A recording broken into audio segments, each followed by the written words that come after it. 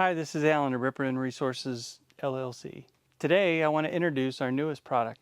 Actually, it's two products. It's a battery charger holder for a Packout Tool Box or a drawer system or something like that. Anything that has these extruded metal arms. Any place that has enough room for the charger base to fit on the side, it should fit that very well. This particular one is for the standard charger. It's the 4859 1808, and then I make one for the Rapid Charger.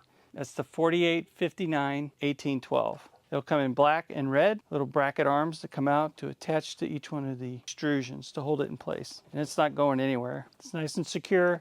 It fits the battery charger very well, and it can be mounted this way, or you can turn it 180 degrees and have the cord coming out the other side as well. A customer liked our Packout wall version of this and asked if we would make one to put it on a toolbox or for the drawer system. So we did. We take requests like that, and we do our best to fulfill customers' needs. You'll see our website on the screen, rippertonresources.com. You can go there and purchase these. They're available now. We do custom requests, or we do custom products in many different materials, 3D design, 3D scanning, and 3D printing.